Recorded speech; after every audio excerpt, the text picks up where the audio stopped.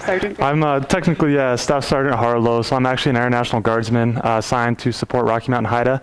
But I've been with HIDTA for the last 4 years or so, and I can tell you a little bit more about myself as we go along, but Lindsey's going to start us off with talking about our coalition. Yeah, and is everybody familiar with the HIDTA? I know we just had somebody from HIDTA come and speak from Northwest. Is anybody still unclear about what a HIDTA does? Okay, great. A lot of the times when I'm presenting, people are like, oh, I have no clue what a HIDTA is, so I like to take a little bit of time to do that. I have a question. Yeah. Reevaluation of assumption is a preventative alternative organization what? HIDTA? Yeah. HIDTA is the High Intensity Drug Trafficking Areas Program. This is a federally funded program from the Office of National Drug Control and Policy that funds drug task forces in all 4 of our Rocky Mountain regions. Thank you. Yes.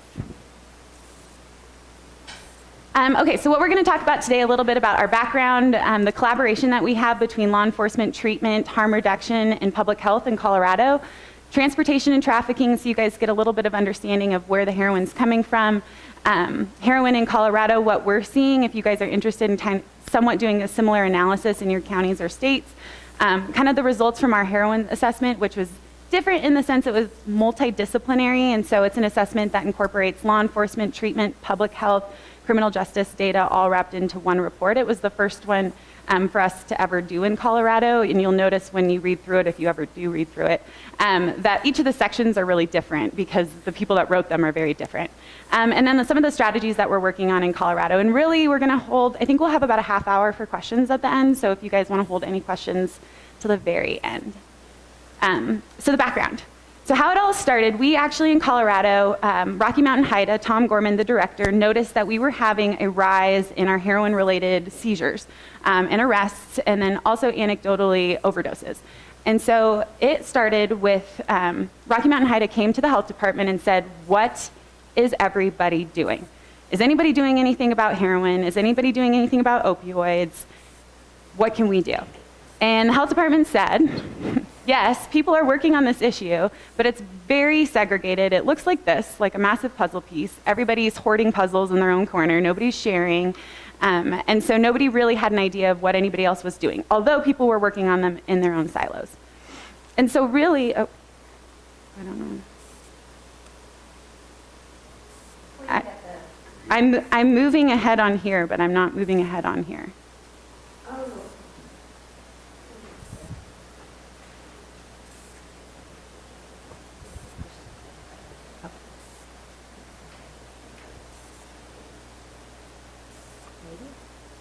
Yep. There we go. Okay, so one of my favorite quotes, the secret of getting started is getting ahead. So we're all familiar with what's happening on the East Coast. Lots of overdose deaths happening, what they're calling a crisis and emergency, and it's starting to make its way over into our neck of the woods. And so the secret of getting started is getting ahead. So we wanted to get something together, start doing something before we ended up like the East Coast and get caught with our pants between our legs, pants down, something like that. Okay. So one of the first steps to do is identify the stakeholders, and these are just the main stakeholders that we identified first going into this project. I don't have a timeline on here for you. If you've ever worked with a HIDTA, they are law enforcement oriented, which means they like to go, go, go, go, go. They don't like to sit around and meet and discuss about what they want to do. They want action. And so I think it was March 2016 was when they had their first meeting with the health department. By May 2016, I was hired. So their first step was identifying the stakeholders: public health, criminal justice, treatment, and recovery. Those were the 4 main players when we first started out in March. So starting to build the partnerships off of those stakeholders, and you'll notice once we go through that we'll have a lot more stakeholders that we've added to the table in the last year, but we really wanted to focus on these 4. So the partnerships, obviously Rocky Mountain HIDTA, and they are the ones that fund the drug task forces also in Wyoming, and CDPHE, which is the health department, myself. So those were the 2 main players. We also invited the Attorney General's office, which they came to the first meeting and have a presence now at every meeting. Human Services, which is our treatment authority here in the state of Colorado, they do all of the licensing for the opioid treatment facilities. The Denver Drug Enforcement Administration, so DEA, the SAC sits, or the special agent in charge of all Denver DEA operations, sits on our task force, and as well as the University of Colorado School of Pharmacy. And that one's important because what is at the School of Pharmacy, and if we kind of go back into the heroin problem, anecdotally, and we'll see later, started with prescription drugs, but the School of Pharmacy houses the Colorado Consortium for Prescription Drug Abuse Prevention, and so they're a major partner for us in Colorado. Has anybody heard of the Colorado Consortium for Prescription Drug Abuse Prevention? That's another one. Oh, good. Well, then these next slides will be interesting for everybody. So what we needed to do, we had a group together. We had all of our stakeholders. We decided as a group, as this core group, which we called kind of the steering committee of the group, is we decided that we wanted to meet monthly. We wanted to get something going, and we wanted this to become a thing, a real thing. And so we needed to find a home. So where do we do this? Is it just something that we're doing ad hoc, or is there some larger organization that we can kind of embed our group within? And so the Colorado Consortium for Prescription Drug Abuse Prevention, and I'll show you, it's going to be a very overwhelming slide, I think. Yes, it will be. No, not yet. It will get overwhelming. So the consortium, actually in statute, was created out of a National Governors Association grant for strategic planning around the opioid epidemic. And so that's when Colorado first came out with our strategic plan. And within that strategic plan, put a subcommittee of our state substance abuse task force that was focused solely on prescription drug abuse prevention. So that is that the Colorado Attorney General's task force is in statute in legislation, and then the subcommittee is the Coordinating Center CU School of Pharmacy, the consortium. It gets better. Okay, so we have a consortium. Each of these are work groups on our consortium. So we have this larger consortium that's made up of subject matter experts from all of these fields. We have a treatment, the prescription drug monitoring program, that's PDMP, which you do have. Is anybody familiar with Wyoming's PDMP at all? Okay, Wyoming has a PDMP. I'm not quite familiar with who houses it or...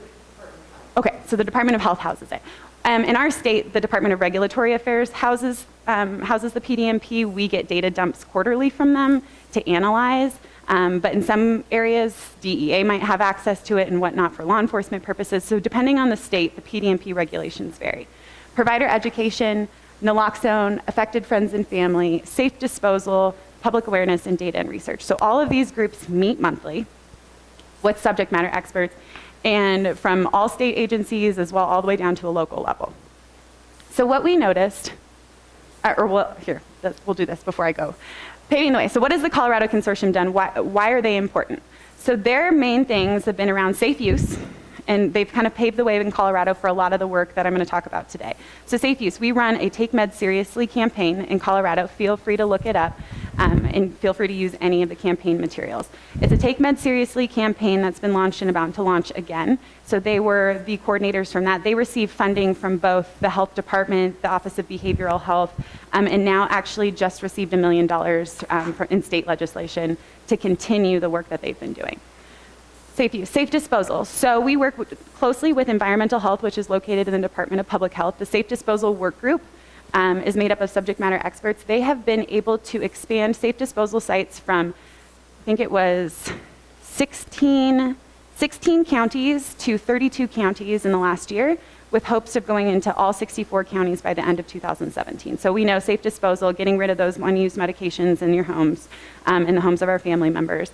So we have made it a point in Colorado to make sure that we have one safe disposal drop location in every county. So hopefully by 2017, we'll get the last half. Provider education, they offer continuing medical education credits for their provider education on opioid prescribing, and then naloxone distribution. So we now have standing orders in the state of Colorado for naloxone. I'm not as aware of Wyoming's laws on standing orders, but they are becoming best practice. So you can go to over 400 pharmacies in the state of Colorado and purchase Narcan over the counter for about $35.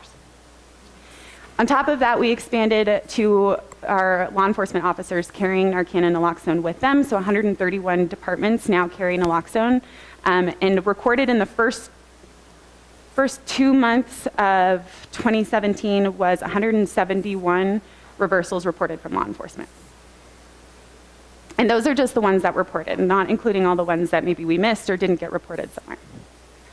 So what we noticed, and kind of getting back on the topic of heroin and our work with law enforcement, what we noticed is that all of these groups really didn't have a law enforcement component. We had maybe safe disposal because you need DEA and you have to have a DEA license to be able to transport those types of substances, but really that was their role. And so heroin was really the work that brought law enforcement, treatment, public health, and all of us together. So it was kind of a natural fit for us to just take our group and say, hey, can we be a part of your group?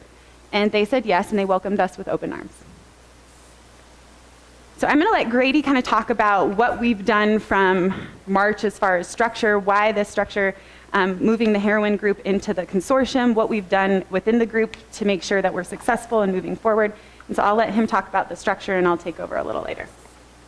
Thank you, Lindsay. All right, I'm going to make sure I'm on. All right, I'm good to go.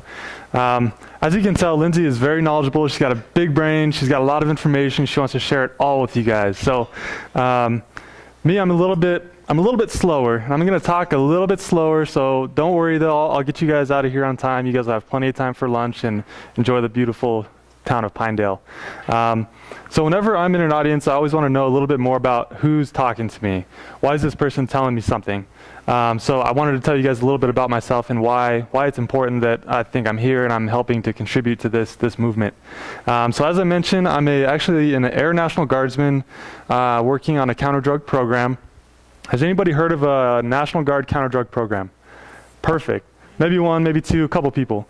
But basically this is a way that the federal government can use money to support, in my case, Rocky Mountain HIDTA, which is another federal entity that funds and helps support local, state, federal law enforcement.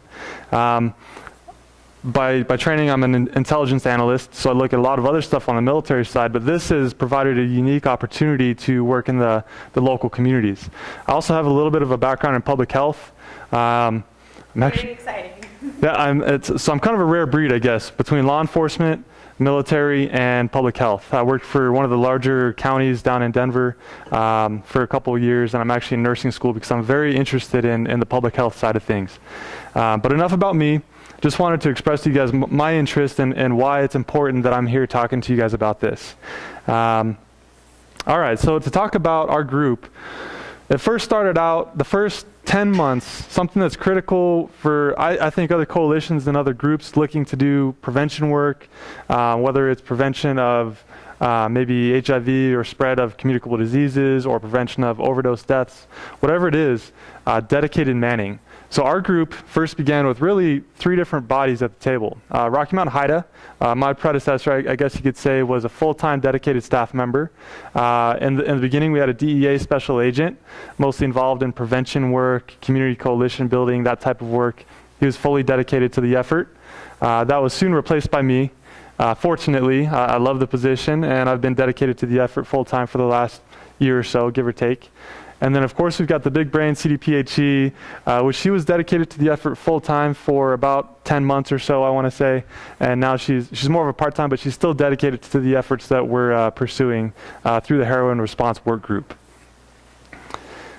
So what were some of the... I do want to add that all 3 of those positions were embedded and co-located at Rocky Mountain HIDTA to help facilitate that relationship building. So I think that it's pretty important when you're starting off with very drastically different agencies.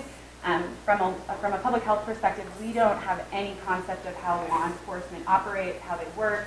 This really allowed for an opportunity for me, from a public health perspective, to come into HIDTA, be part of the team, witness what happens there, and also build that trust in the relationship so that after 10 months, that 10 months was up, that we continue to have these really strong working relationships moving forward. So I just wanted to add that. Thank you. Of course, again, very smart. She's keeping me on track and reminding me of all these things to say and stress. But that really was critical, because the biggest part of this, I feel, and maybe you guys have seen this, but the biggest part is learning to work together. We're such different cultures. I come from the military culture. We've got a paramilitary, and law enforcement culture, public health culture, and then I'm learning there's cultures within those cultures, right? So we're all very different, and learning to work together is huge. So the first objective, when any, especially government organization, gets together, you come up with what? A plan or objectives, things you want to knock out, right? Our first objective was the collection of statewide data. Right, so this is something that we can use to guide our actions and come up with a future plan, right? Specifically with the statewide data we are interested in, it's more of the non-traditional data. And you'll see some of it as we go along, but, and if you look in our full report, you can see all the data, but we're looking at things like naloxone distribution, use, overdose, both fatal and non-fatal, law enforcement data, so arrests, seizures, et cetera, really looking at a whole gamut of different data sources. But that was the first objective initially. Second one was gain an understanding of the heroin abuse and use epidemic from the user's perspective, right? A lot of times government is great about providing guidelines and recommendations and implementing programs, telling people how they should live or how they should correct a problem or address a problem, but a lot of times we don't listen to the user's perspective. And I think this is particularly important and has been a big part of our success so far. Next, identify current strategies and best practices. So I was assigned this project, and I quickly found out, and I think everybody else saw that this is a huge project, right? This could take up the work and the effort of our whole heroin response work group for several months, right? But so that being said, I did my best to look at different programs that existed both within the state of Colorado and then nationwide. We hope to expand it international, but like I said, it was the scope of this project was huge. But this is very important because not only understanding all those disjointed puzzle pieces like Lindsey had talked about, how we can bring them together, but also just starting to pave the road, pave those relationships for future activities, right? Then we know who's in the community, we know who has a working program, we know it works, and we have a better idea of maybe what doesn't work. Next, enhance the collaboration between law enforcement, treatment providers, and public health practitioners. So in general, bridging the gap between public health and public safety, right? This, in my opinion, now should be maybe moved up to number 1, because without this, really nothing else effective would have been done. And we learned, I believe it was mid-2016, we had our first tabletop exercise, I guess you could say it, where we brought people from maybe the DEA, public health, prevention, treatment, all these different areas, brought them together and started to understand, well, maybe there's some differences we need to hash out before we start working on some of these other objectives, because the language differences, the culture differences, the way we address each other, the time frames, right? Public safety a lot of times is on days to weeks. Public health, no offense, is usually months to years. And a lot of that's because you're data driven, right? It's just different mentalities. So really understanding is pivotal, key in our success. Next, explore and implement regular information exchange. So I would say that this is probably the one that's still developing as we go the most out of any of these objectives. And I would say out of that statement right there, the key word is regular. We're all great about doing a short-term sharing of information, providing data, that type of thing, maybe once or twice. But then where does it go after that? Really continuing that relationship, understanding how information is shared, what's most effective, the route of information sharing, and what exactly is needed. Information is great, but information overload is something that me as an Intel analyst typically comes across, and it doesn't help my job one bit. So those are the 5 primary objectives that we focused on, and we're still focusing on. So broken out into really 3 phases. The heroin assessment really kicked off our efforts. Lindsey and her team were really pivotal in this and really the center of this. The heroin assessment was, again, that collection of data to establish whether or not we do have an issue in Colorado, how it relates to the overall issue within the United States, and where we can go from there. Strategy development, the second phase. So we're still really in that strategy development, I would say kind of edging towards that 3rd phase, which I'll talk to in a second. But strategy development, initially we chose 3 main strategies. First strategy being really understand that relationship between public health and public safety. And that's going to come out in the form of a document, but really it's been much more than that. As I've mentioned, understanding those cultural differences has been huge. Number 2, has anybody heard of PARI or LEAD? I'm sure the majority of people here have, but PARI is a Police Assisted Addiction and Recovery Initiative. It's a nationwide initiative. A lot of counties, a lot of states, a lot of different agencies are on board with this, and it's a way typically of bridging that gap between law enforcement and public health. So that's one of the things in strategy 2. We also looked at LEAD, very similar program, but really more of a holistic program, right? LEAD is Law Enforcement Assisted Diversion, originally out of Washington, but there are established groups with certified, I guess you could say, LEAD programs in, Washington, Albany, and New Mexico, I believe are the 3 fully, adjudicated, I guess you could say, programs that exist today, with several other jurisdictions looking into implementing something very similar. Oh, I'm sorry, I'm skipping ahead.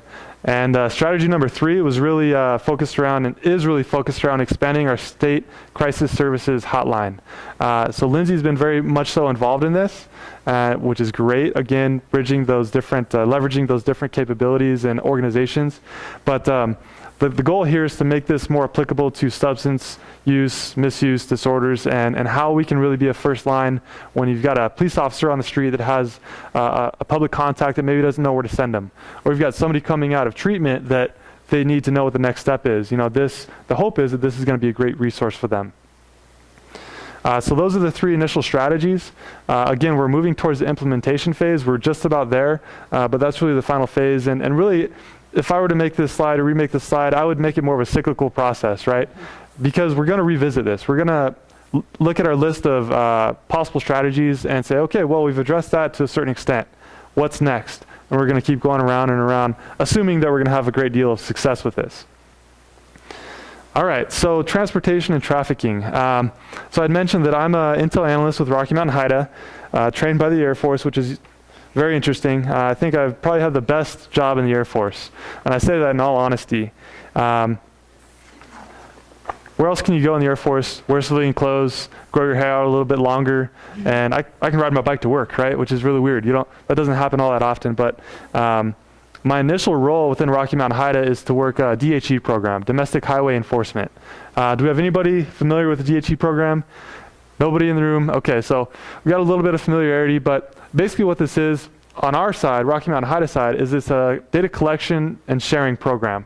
So our 4-state region, Montana, Wyoming, Colorado, and Utah, have their state interdiction programs. It's a requirement that they submit their documentation to us whenever they have a seizure along the highway systems. Whenever they have any sort of incident involving drugs, it's a requirement that they report that through Rocky Mountain HIDTA, and then I report that up the chain basically to the El Paso Intelligence Center, a DEA housed facility and data tracking system. But that was my initial role, and that really gave me a unique and interesting perspective when it came to transportation and trafficking. But without too much background again on me, I wanted to get into this a little bit. So you guys are all probably aware of this, right? Most of the heroin here in Wyoming and the US is coming from Mexico, right? Cartels see a huge profit margin here, and they're exploiting that profit margin. And I say cartels because, well, they're here, and I'll get into that here in a second, but a lot of people that I talk to don't realize that cartels or other maybe smaller drug trafficking organizations are here operating in both Colorado, Wyoming, Utah, everywhere within the states. Oh, and I'm sorry, I did want to mention that the main route of transportation is going to be what? It's going to be vehicles, right? Whether they're commercial, rentals, whether it's privately owned, whatever it might be, that's going to be the main route of transport. So what you're looking at here, and I realize it's kind of small, you can't see it, but you don't have to focus on the words, just focus on the colors, the shading. What this is showing is the Mexican drug cartel influence here in the United States.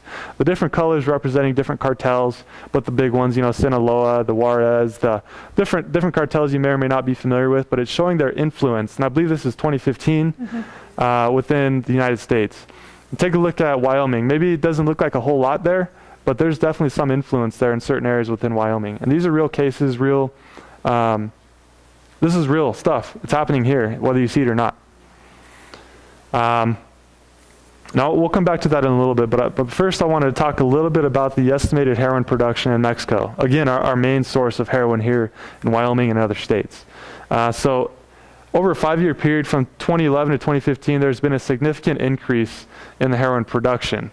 Now you might say, okay, well, there's a large production. Maybe they're just using it in Mexico or distributing it somewhere else besides the US. Is it really coming here? And I would say that yes, there has been a large increase in that, right? And this next data really shows that. I'm going to build the slide out a little bit, but there's a lot of data here from 2005 to 2015, so 10, 11 years worth of data. But the thing to note here is the trend, right? We broke it up into 2 different groups just so you can see the trend a little bit better. That first 5-year time period to the second 5-year time period, the amount of drugs seized or heroin seized coming across that southwest border from Mexico into the U.S. has had nearly a 300% increase. That's huge, right? Now, I should say this, with any sort of data source, nothing is perfect, right? This is not a perfect data source. This is coming from the, I'm sorry? DEA. From DEA, most likely from the El Paso Intelligence Center, not quite sure. But not all data is perfect, right? There might be some issues here. They might have really ramped up their effort tracking data from 2005 to 2015. But overall theme is a lot more heroin coming into the U.S. across that southwest border in correlation with the increased production within Mexico. So how's it getting here? Now, I know this focuses on Utah and Colorado, but something interesting to note is, where do you guys think most of your drugs come from? Colorado. Colorado, as of 2016, actually, Colorado was the #1 source of drugs pretty much across the board, not just heroin, for your guys' beautiful state here. And this map is just showing you the main routes of transportation. Again, being the main transportation mode, the state highways, interstates are going to be the way it's getting here. So Interstate I-15 going through Utah is going to be a direct route to that southwest border through California, several different ports of entry, and I-25 north and south going from Colorado, the main distribution hub of Denver, all the way down to the El Paso Juarez border area, main port of entry. Tons of drugs coming through there. And something to mention too as we get into some of these statistics is, according to most of the DHE or the interdiction guys, best estimate is they're catching maybe 10%, and I would say that's probably generous, right? How do you know how much you're not catching versus how much you're catching? You just don't know. How many state troopers do you see out there? They're just overwhelmed. There's no way they can catch anywhere close to as much drugs as are coming through on our state highway systems. But anyways, this is just highlighting those main routes of transport from Mexico primarily to your guys' state. Can I have a question? Yes. Okay, so what I just heard you say is that Colorado is being, is it assumption or is it proof that most drugs are going through Colorado? Is it just because they legalized marijuana? That information is factual information from 2016. So part of our job at RMHIDTA as an intel analyst is to work with your guys' various drug unit commanders, collect data. We do get data on all of our 4-state region regularly and look at exactly what's happening in the states. So this is going to be information coming from those drug unit commanders and drug units across the state. And in fact, I want to say in 2016, there were a total of 20 drug trafficking organizations, DTOs, investigated within your guys' state specifically. So again, revisiting this, just focusing on the Mexican drug cartels, their influence across the U.S., where do you see the most shading? Back east, Midwest, typical, right? We kind of expect that with the drug problems that we've heard of and seen back there. But also look at Texas, California, some of those real ports of entry. Now, this next slide is going to be deaths, actual death numbers related to heroin. Again, I believe 2015 numbers. What do you notice? It's the same areas, right? East Coast, Midwest, Texas, California. They've got the highest death numbers regarding heroin. Now, again, no data source is perfect. There's going to be a lot of data missing here, but these are just general trends that I want you guys to recognize. What do you notice? Wyoming is white. There were no deaths in 2015 from heroin. Do you guys believe that? No, they're, again, incomplete data, but this is just showing those trends. Yes. I'm actually from Ohio. Okay. And I know that since our law enforcement and Narcan's been available over the counter, there's been a lot more overdoses. Have you all noticed that? Or You know, I would say Lindsey might have some more information, but she might be better to speak to that. I can address that.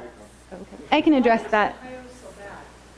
So what Ohio and the East Coast are seeing are laced opioids with fentanyl and carfentanil. And so that's the main trend that you're seeing on the East Coast in the Midwest that hasn't quite, I'm going to say this and I'm going to not say it, that hasn't quite reached us yet, but we have evidence that it is. So we have fentanyl and carfentanil in Colorado.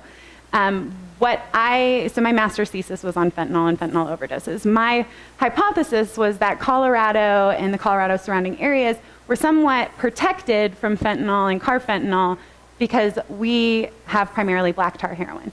So whereas the East Coast is primarily white powder. And so a lot easier to mix in white powdered substance with a white powdered substance versus the black tar takes a little bit more work to put in fentanyl or carfentanil into. So that's really what you're seeing, I think, more along the East Coast as far as overdoses. Is there a correlation between the amount of Narcan that we've put out there and the number of overdoses? I don't know if anybody's looked at that yet. I think it's the same, somebody, her response was, do you have too many EpiPens? So, does having access to Narcan, is that a safety net for people that feel like they can go out and use? Those are questions that I think, especially around law enforcement, and DEA has had cases around the United States, none that I know of in Denver, where naloxone is being used in more of a risky setting of like kind of a daredevil type of a thing. But for the most part, we haven't seen that relationship between the availability of Narcan and the increases in the overdoses.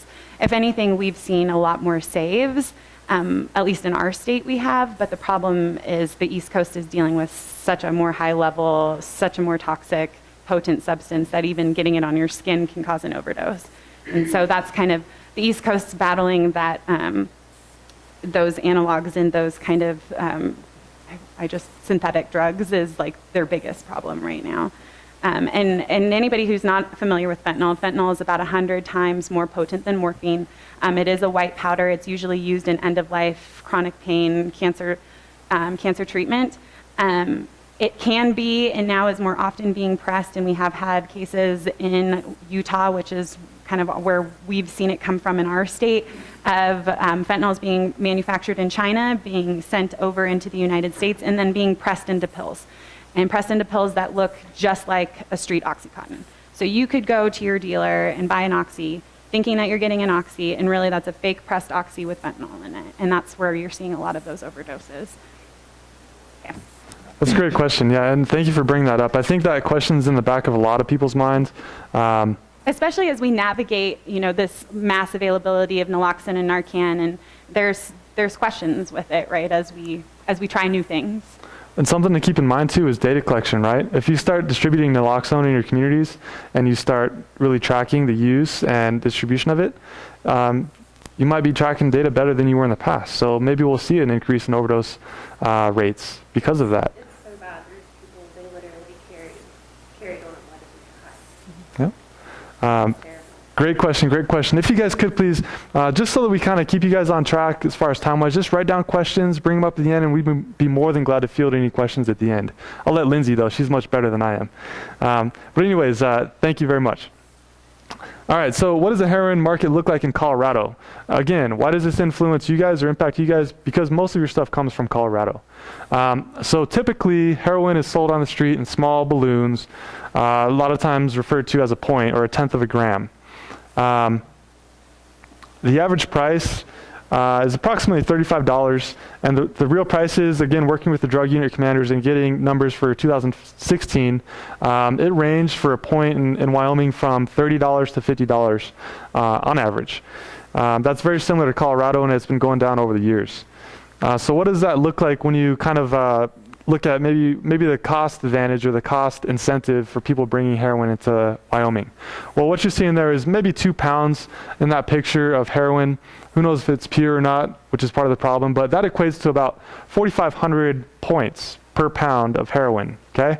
So if you've got that at $35 a point, you've got nearly $160,000 worth of drugs, street value, right there. And actually, 2 times that I would approximate based off that picture. So nearly about $300,000 right there near the seat of your car. The 2015 price per pound, this is a wholesale price for Wyoming, was $28,000. And that equates to about $130,000 worth of profit on each pound that you bring into the state. Now I looked up just the other day before I came up here the price for pounds in Wyoming last year, and we didn't have a number. Fortunately, that means it wasn't purchased in Wyoming, but we did have one in Colorado, and it was $14,000. So compared to that $28,000 last year in Colorado, it only cost $14,000 to get a pound of heroin. So even more potential for profit there for your cartels or your other drug trafficking organizations. Now getting into that preliminary assessment, again, this is the very first step that we took as a heroin response work group and really evaluating the data in Colorado and seeing where we needed to go from there. And we're going to split this up a little bit between public safety, myself, and public health because, again, she's really the expert when it comes to crunching the numbers and the data and the public health side of things.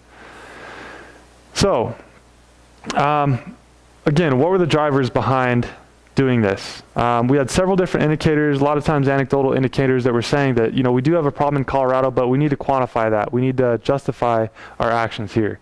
So these were the main questions or trends we saw that really indicated that we needed to perform this assessment. So the content, again, getting into different, maybe non-traditional data sources is what we're focused on within our data. Seizures and arrests, that's where the law enforcement partnership comes in, because public health probably has a lot harder time getting that data if public safety or law enforcement's not sitting at the table. Fatal and non-fatal overdoses, same thing's true, vice versa. I probably would have a harder time getting those numbers than somebody sitting at the state health department would. Naloxone use, not only the use but the distribution we're looking at. The disease transmission, so hepatitis C virus, HCV, HIV, these different diseases that are transmittable diseases largely associated with intravenous drug use. We wanted to look at those numbers. NAS, neonatal abstinence syndrome. This is a tough one because, as Lindsey was trying to describe to me the other day, the reporting on this is tough, right? Again, no single data source is perfect, but we're trying to look at this and evaluate the trends over time with regards to NAS. Poison control exposure calls, where we've seen an increase in people calling, asking for help regarding heroin or some other white powdery substance or maybe a black tar type substance.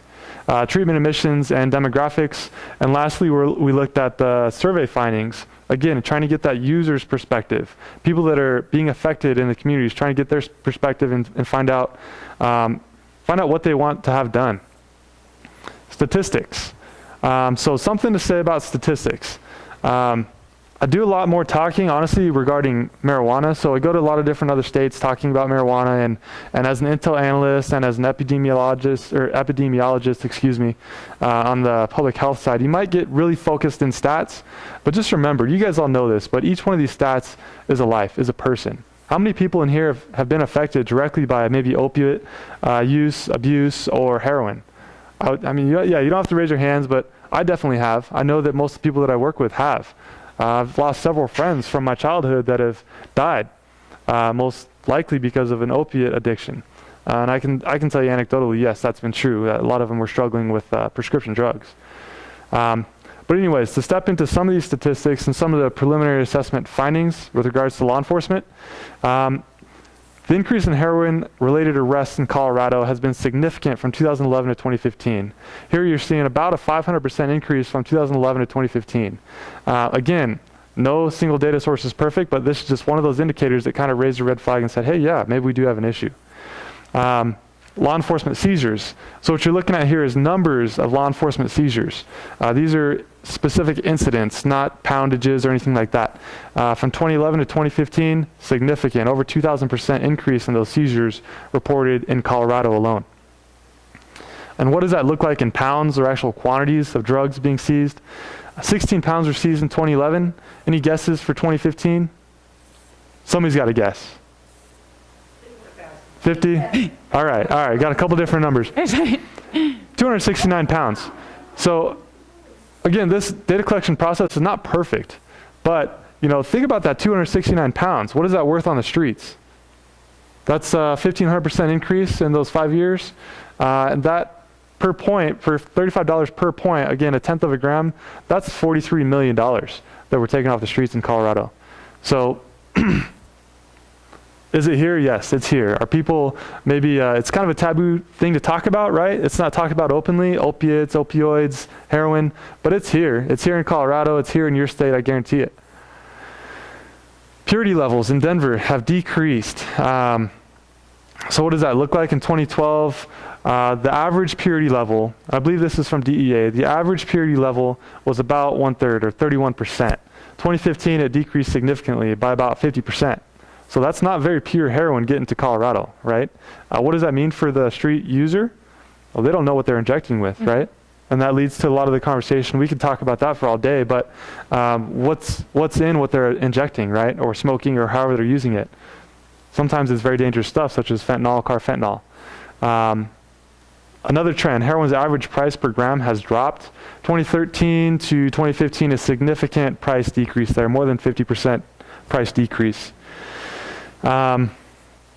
I don't think there's anything else specifically I wanted to say about that, but I did want to kind of point out the differences between Mexico, again, our main source of heroin here in the States, and Colorado and Wyoming, and Colorado. So coming out of Mexico, what would you guys guess the purity levels are coming out of Mexico? Maybe 100%, right? That's the source.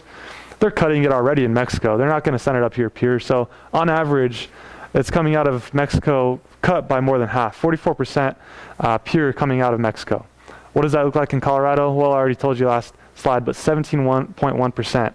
So it's the more hands that exchange these drugs as they come to you guys' communities, the more it's being cut, the more the user doesn't know exactly what's in it. The more the dealer doesn't know exactly what's in it. Exactly. Low-level dealers aren't going to have an idea how many times it's been stepped on, if it's laced with fentanyl.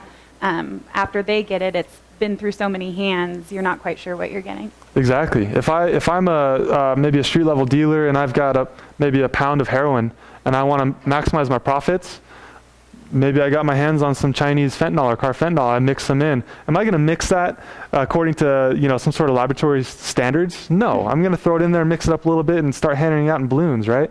What if your neighbor's daughter buys a point and injects pure fentanyl or carfentanil? That's exactly what's happening. So I just wanted to point out that disparity there between Mexico and U.S., particularly Colorado in this case, the purities of the heroin coming across. And that's it for me, unless you guys have any more questions at the end. But Lindsey's going to go ahead and address the public health and kind of talk to you guys. So a point, and it depends on your tolerance. It'll depend. So that's a user dose. So that's like you're injecting a point right there. You're most likely, and depending on what your tolerance is, how long you've been injecting for, you might actually take 2 or 3 points or buy 2 or 3 points per injection. And kind of the difference between heroin, and I'll get into, well, actually, I'll just wait, since we'll talk about a little bit about that. So my background my undergrad is in community and behavioral health, so I love people. And then my master's degree is in epidemiology, so I love numbers, and so this is where I'll nerd out on numbers. But I do always like to point out, like Grady had done before, that all of these are our lives. And for myself, I grew up in Alaska, and in the last 2 years, I've lost 8 of my friends to heroin overdoses. Not uncommon. But so what kind of fueled my fire in being here and taking this position was, how did I end up here? How is this my path? We had the same teachers, parents are all friends, small community. Where did the fork in the road happen? So a lot of my life in the last 5 years has been devoted onto trying to figure that out. So we were looking at public health related data. So overdose deaths in Colorado, and I'm going to kind of go through a lot of this. These are pretty quickly so that I can get more to the strategies. So these are just examples of data that you can collect on a county level, on a state level. If you have questions on how to collect them, we can talk about those afterwards. If you're having problems collecting the data, we can talk about that as well. So this is something, overdose death is something we look at on a regular basis. So not anything new, but we did see a 93% increase, which was alarming for us. And you can see that in 2014 and 2015, we were somewhat hopeful that it was going to start leveling off. We had a couple people that said, oh, well, look, we've been kind of stable. We probably don't even need a heroin response group. Well, the preliminary numbers for 2016 are 226. So we do have a problem. And we're going to continue working on this problem. So kind of another idea for you if you're looking at, and this can be done on a county level, although your numbers might be too small in Wyoming, this is mapping of overdose deaths in Colorado by rate.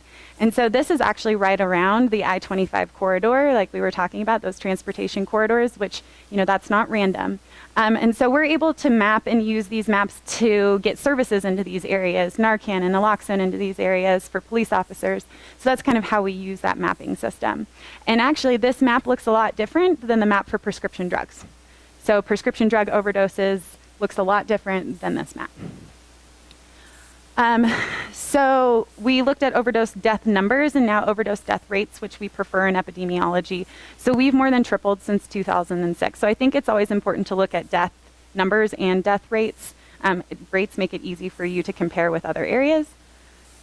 Non-fatal overdoses, so those are both emergency department visits related to heroin or hospitalizations. And so I've included prescription drugs and heroin in both of these slides. So as you can see, hospitalization, so that means anytime you've been admitted to the hospital. Whereas, so for anybody, if you were thinking of overdose, do you think that would be emergency department visit, or do you think that would be hospitalization? Emergency department visits, right. So that's where you can see it here. You can see that large increase of heroin-related emergency department visits and somewhat of a small decrease related to prescription drugs. EMS naloxone administration. So this is the number of times our emergency medical services in the state of Colorado has administered Narcan. Now I'm gonna give you take this with a grain of salt. This is any time they've administered. So you could be unconscious from a heart attack. Our first preliminary assessment is that you might have overdosed, so we're going to give you that Narcan, even though you didn't drug overdose. That gets counted. So understanding where your data comes from and what it means is really important.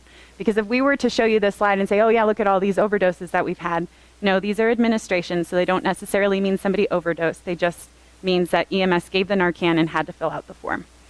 So, and those are the types of things that also gives us how can we better track these Narcan administrations and overdose reversals.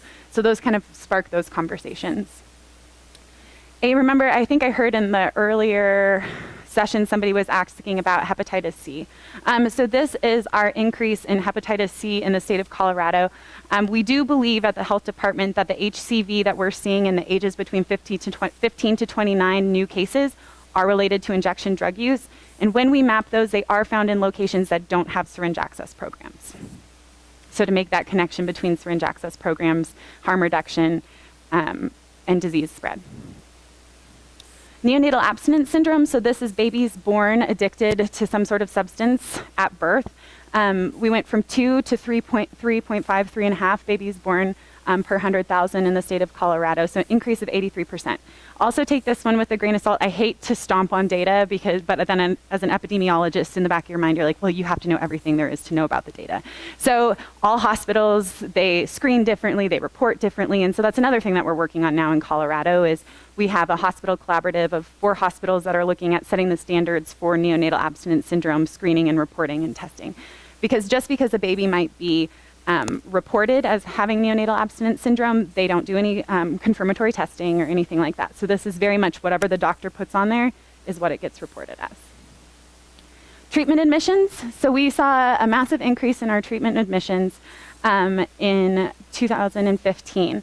So that's a good thing, right? That's so great that we've got people in treatment, and then so sad that we have so many people that need treatment. Another thing to keep in mind that when we're looking at this slide is the state of Colorado expanded Medicaid. I want to say it was 2013, but maybe it didn't take effect until 2014. But where we see the payment for heroin treatment is now being paid for by Medicaid. And so that's a reason for us to keep Medicaid expansion in the state of Colorado is kind of making the point of, these are how many. This could be due to just people are finally able to get the help that they needed because we expanded their coverage. Reporting gaps. And so anywhere you go, you're going to have reporting gaps. Like Grady mentioned, nothing's going to be perfect. The gaps that we came in on, some of them, opium, people dying from opium. When's the last time you guys confiscated or seized any opium on the streets of Wyoming or Colorado? It's not that common. So really like looking at toxicology reports, understanding how the body metabolizes drugs. In Colorado, we have a county coroner system, which means our coroners are elected. And I don't know what your system is here. I would assume that it's similar, which means we don't have a centralized toxicology lab. We don't have a centralized medical examiner. We don't have standardized reporting practices or testing practices. In fact, only 17% of our county coroners even test for fentanyl-related deaths in a recent survey that I just did. And so because everybody does it a little differently, our reporting isn't as accurate as it could be. And just understanding the toxicology results and the metabolism of drugs. Because you could ingest morphine or you could ingest heroin and it could show up as morphine in your system depending on how long it's been. Hospital coding, so anybody who works for the hospital systems, we went from an ICD-9 coding to an ICD-10, which is going to mess up our data for 2015. So none of you are smiling at me, which means that none of you are probably heavily involved in that. or else you'd be laughing and shaking your head at why the government did that. And then fentanyl, like I mentioned, only 17% of our county coroners are testing for fentanyl at all, let alone carfentanil or anything else. And so we know from law enforcement that we've had fentanyl seizures. We know that we've had fentanyl overdose deaths. When I look at fentanyl numbers, they're like this, because we're not capturing those on our death certificates. So that's another thing that we're looking at the state of Colorado. How can we support toxicology testing for our county coroners? Is it a cost issue, which we've noted it's a cost issue for a lot of our counties. So probably my baby, and one of the more exciting things to come out of all the excitement that you've heard today, one of the more exciting things to come out is when we first originally had all of the experts in the room, we sat around and I literally looked around and I thought to myself, these are our experts? None of them have expertise in heroin addiction. And in public health, we've been taught quite a bit, before you go into a community, you need to really understand what the community wants. So we decided that we had no idea why people were transitioning to heroin. We had no idea what people who were using or addicted to heroin or experiencing opioid use disorders, what they were going through, what they wanted. So instead of us deciding we wanted to implement all these programs and save the world, we decided we wanted to do a survey to really understand heroin use from somebody that experiences heroin addiction or opioid use disorders. So if you can imagine probably 30 people, all from every discipline, DEA all the way down to maybe even the school districts, et cetera, trying to come up with a first ever of its kind, never been done before survey. We had about 150 questions, right? So that's a lot of questions, and there's no way we were going to do that. So the process even for narrowing down our questions is really collaborative and multidisciplinary, and going through, childhood trauma, asking about childhood trauma, and then explaining, well, we already have data that supports childhood trauma increases your risk for suicide and substance abuse later on in life. So we narrowed down, we wanted to know the things that we didn't know already. So demographic information of individuals with opioid use disorders in Colorado, heroin use behaviors, how much, what kind, what times, introduction and transition to heroin use, why people ever even started, who introduced them, transition to injection drug use, why were we seeing people moving? I mean, we can anecdotally or we can guess or whatnot, but to have this data for us to refer to and refer even our legislators to has been really powerful. The perceived gaps from these individuals on ways to improve both prevention and treatment. What could have prevented you from ever experiencing this addiction? Is there something going back in time that you think could have prevented this from ever happening? Awareness of Colorado's Good Samaritan laws. So we have in Colorado the Good Samaritan laws that protect individuals calling 911 in overdose situations to encourage them to get help instead of leaving their friends. We wanted to kind of gauge people's awareness of those laws. Were people utilizing those laws? And then information on overdose experiences. How many times has a person overdosed? What did they do in those situations? What did other people do in those situations? And so we came up with about 46 questions. It's a mixed method survey. IRB, Institutional Review Board. Anybody ever heard of an IRB? Okay, so law enforcement had never heard of an IRB, and that almost ruined the relationship right off the bat. So we had to go through an institutional review board process with the state health department, which basically means that we are acting ethically in any questions that we're asking, that we are offering full confidentiality to the people that we're asking these questions to. So it's an ethics approval board. And so that took a little while, so we were approved. Site recruitment, so we recruited 9 Denver Metro methadone clinics with the help of our partners at the Office of Behavioral Health. And so these are clinics. When I started out, I said I wanted to survey all treatment facilities in the state of Colorado, where there is well over 200. So by focusing on opioid use disorders and opioid treatment facilities, you're able to ask these questions, get a little bit more bang for your buck because the population is around opioids. Funding, Rocky Mountain HIDTA. If you are not friends with a HIDTA, I always tell people to be friends with a HIDTA, because if you work for the state government, you have to spend your money very carefully, and you have to probably go through 3 different hoops and give the blood of your firstborn child before you're able to spend any of that money. And so our friends at HIDTA, they actually funded the entire survey for us. So they paid for us to hire 5 survey assistants, graduate public health students from the School of Public Health. And they also paid for our 5 laptops to be able to go to all of our sites to do our surveys. And so the implementation, if anybody, and I don't know if Wyoming has very many methadone clinics. I actually don't think you guys have any. Do you have methadone clinics? I don't think you have any, because actually the amount of Wyoming individuals that come over the border every day for methadone is up north is more people than you'd expect. So I didn't know a lot about methadone clinics when I went in, probably more the stereotypical stigmatizing view of what a methadone clinic is or was maybe 20 years ago. So methadone clinics are open between 4:30 a.m. and 1 o'clock in the afternoon. So our survey assistants were there every morning in a kind of a safe little area for individuals to take the survey. They could either do it on the computer themselves, they could have one of the survey assistants administer it to them, they could ask questions. Some people were there for 10 minutes, some people were there for an hour and 45 minutes. I think most shocking was the amount of people that wanted to share their stories. Like, you want to hear from me? Like, what?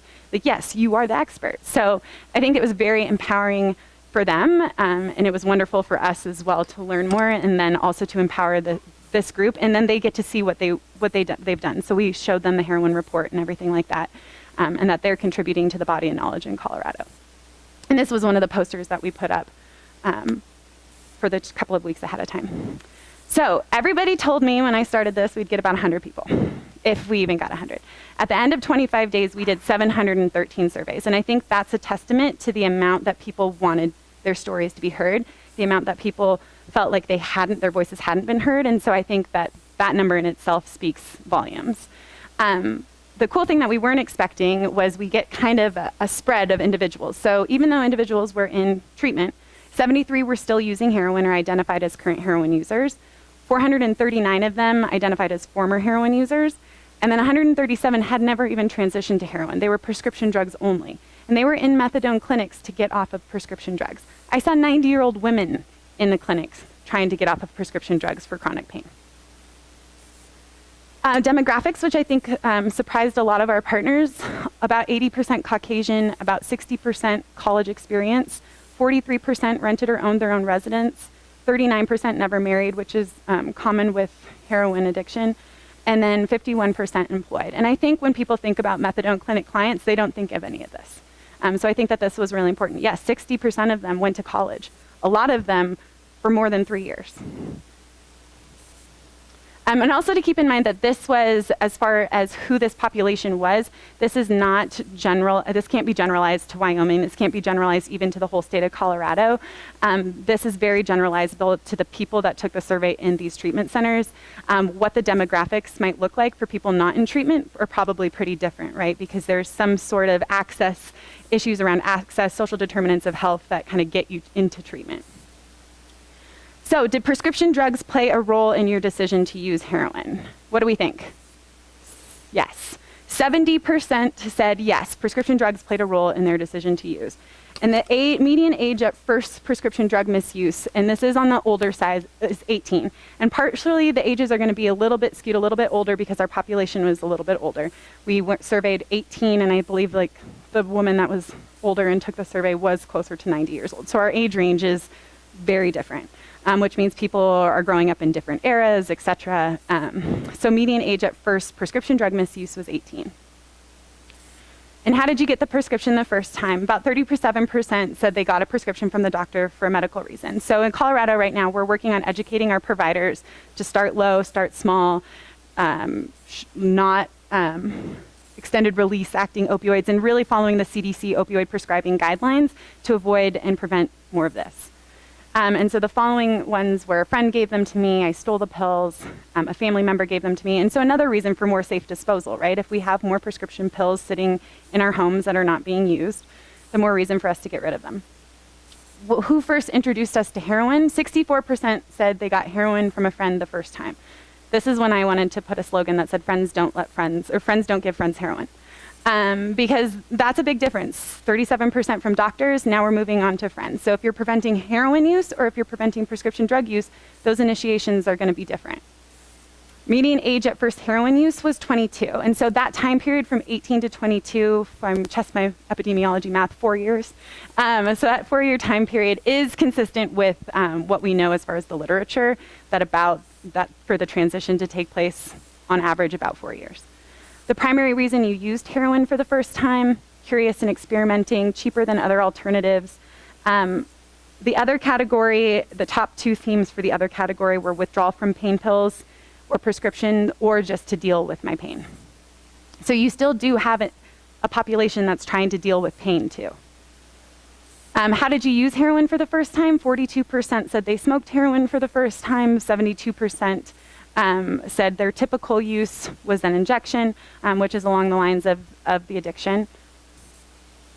Have you ever injected heroin? So 72% said their typical use was injecting, but 85% said they had injected at some point in their lifetime.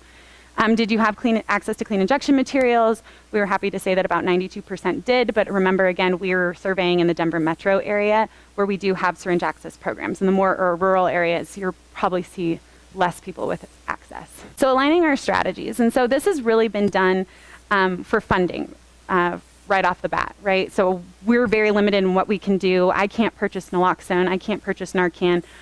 But hey, my partners at the Office of Behavioral Health, they can. And we can work together. So what I can't do with my funding, you might be able to do with your funding. And I know HIDTA can do it with their funding, everything but treatment. So it's having those funding, being able to leverage your funding streams is really important. And I think that's something that you can do on a local level, you can do it on a state level, you can do it on a multi-state level, like we've done what Rocky Mountain HIDTA works on a 4-state region. Grant applications. So say they're applying for some funding, we're applying for some funding. Let's not duplicate efforts. What are you already doing? What are the gaps? How can we apply together? Position sharing, so embedding positions within one another. That was something that was so effective for us. Implementation. One of my favorite things to come out is just having the idea of what your partners and how they operate. So for instance, we had multiple conversations on surging on heroin dealers, doing a heroin dealer surge. And, right, that doesn't seem out of the question for law enforcement. That's normal. DEA said we do that all the time. And our treatment partners said, but wait a second. If you were to surge on this number of heroin dealers in downtown Denver, that leaves this amount of individuals sick and in withdrawal. And we don't have the treatment capacity. So is there a way that you can time your heroin surges with our medication-assisted treatment expansion in Colorado so that we're not leaving hundreds of people in severe withdrawal? Because we know when people are in severe withdrawal is when the crime happens, right? That's when you're desperate to do anything you possibly can to feel better. So implementation. So just thinking about that, that's something that law enforcement had never thought about. They never thought about when I go to arrest this dealer, I never had a clue or even a notion of what would happen to the individuals that we're using from this dealer. So aligning our implementation strategies, prevention activities, prevention all across the spectrum, right? Prevention from anything from, teaching social and emotional learning in our elementary schools to substance abuse prevention in middle schools, to even prevention of overdoses, which could include Narcan and naloxone, or prevention. So what are you preventing? So aligning our prevention activities. Or are you preventing the spread of disease? And leveraging efforts and not duplicating. And I think for me, that's the most important. And in government, there's a lot of duplication in a lot of areas. And so this group has really allowed us to leverage one another, stay in constant communication so we're not duplicating or wasting our money. We have monthly work group meetings, weekly check-ins, and had embedded staff. And so the consistent communication, I think, is key as much as it's probably overstated communication, but it is key. And we do seemingly have a constant email chain for the good or the bad, depending on. So some of the things that we've been able to do, like the information sharing, so we have the prescription drug monitoring program. These actually weren't the slides that I was expecting to come up next, but the DEA, we were able to work with DEA to get a memorandum of agreement to improve our prescription drug monitoring program. So that's just an example of successful partnership building. That was something that they've been working on in the state for a while, and DEA kept saying no, no, no. But then finally, as being a part of this group and involving them, they were able to see that by providing us with information to help improve our prescription drug monitoring program, that we're all on the same team. So the summary, okay. So the recap, I won't go through all of those, because we did all that, but I want to get to what the strategies are in really enhancing that relationship between law enforcement and treatment. I cannot say it enough. And like Grady said, we should have taken it from the bottom, started from the bottom, now we here. So put it on the top, and you're smiling, you're probably a millennial. So enhancing the relationship, none of this work can happen without these relationships. And that's kind of when we started, or when we voted on a list of strategies. I think we had, how many do you think? 20 to 30 strategies that the whole group voted on, right? And so these were the top 3. And I think there was a little disappointment, like that's our strategy to enhance relationships. What kind of strategy is that? That is the most important strategy, because none of the work from here on out can happen without those relationships, without calling HIDTA. Put your mic on. Make sure your mic's on. About that. Just to underscore the importance of this, I know we're running out of time, but with our group, we had a lot of passionate people. We still do have a lot of passionate people. And a lot of these discussions have gotten, for lack of better words, heated, right? There have been arguments, there have been bickering, differences of opinion. I would encourage you guys, don't be afraid of that. Embrace that. It's really, once you guys get that out into the open, and there's no sort of elephant in the room, so to speak, that's when a lot of real valuable work gets done. So just wanted to piggyback on that. And I'll summarize with that too, because that's a great point after this slide. So, and then exploring, we can't do law enforcement assisted diversion. We can't do police assisted addiction and recovery. We voted on those as a strategy, but we can't do those without enhanced relationships, right? We can't bridge that gap from people that are low-level dealers or low-level users. How do we get them into treatment by using law enforcement if we don't have the partnerships there? And expanding crisis services is something that I'm so excited about, because it was something that came out of the very first focus group that we ever had between treatment and law enforcement, where we had a cop and he said, we have crisis services and we have a hotline. I didn't even know we had a hotline. I was like, okay, how do we educate our officers on this hotline that we have? And then realizing, but we really don't focus, it's more of a mental health hotline. It's not really a substance use hotline. So right now we've worked with the Department of Human Services. They got funding, and so they put, through this group, because of this group, put funding towards enhancing crisis services to better support substance abuse prevention, or substance use disorders, including opioid use disorders. And so that we're going to be bringing together the police officers, street police officers, our crisis services, and our treatment people to the table to say, what do you need in an effective system? When you call me at 2 a.m, because you have an individual, what do you need me to do? Do you need me to set them up with an intake? Do you need me to set them up with withdrawal management? What do we need? And so that's something that next we're doing. We're bridging that gap by crisis services. And so none of that can happen without those relationships. And so to end, and I can't even believe what we're going to end right on time, the lessons learned. And really, if it were easy, everybody would do it. And this to me is some of the most important slides, because it's not easy. There were days when I was at HIDTA. I mean, and to rewind, when I took the job, I didn't know I was going to be at HIDTA. I thought I was going to just be at the health department in my own little world and not know anything about anything that happens on around me. And then I go to HIDTA and I learn all about cartels, and then I'm always looking around. And when I go to Mexico, I hide all my IDs. So, if it were easy, everybody would do it. It would be the common thing, right? That because collaboration, and it's not. It requires persistence. There was one phone call. I remember I walked out of HIDTA and I said, "This isn't going to work." I called my branch chief. I was like, "This isn't going to work. This isn't going to work. We can't do this. This is too hard." But you just go back the next day and you do it again. It requires persistence. Expect some level of conflict. You are not going to agree. You are not. There's some things that you're just not going to agree with. There's some individuals in the room that are never going to feel comfortable with syringe access programs. There's some individuals in the room that aren't going to agree with medication-assisted treatment. We have to agree to disagree and expect to have some level of conflict. Focus on goals and activities. That's what really gets us through. So same thing with the DEA, right? Well, we don't want to share that information with you because we don't want it to be used this way. Okay. But we all have the same goal in the end, right? We want to reduce the amount of lives that we're losing to opioid use disorders. Assuming all partners have good intentions. Sometimes your partners might do something and it looks really shady, right? It might look like they went behind your back. It might look like they were doing this or doing that, but just assuming in general and in life, I think it makes life a lot easier to assume everybody around you has good intentions. But for this purpose, assuming that your partners have good intentions is really important.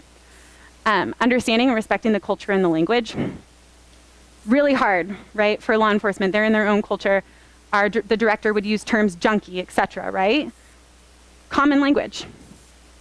Not common in ours and offensive in like the public health and human services world, right? We prefer individuals with opioid use disorders, etc.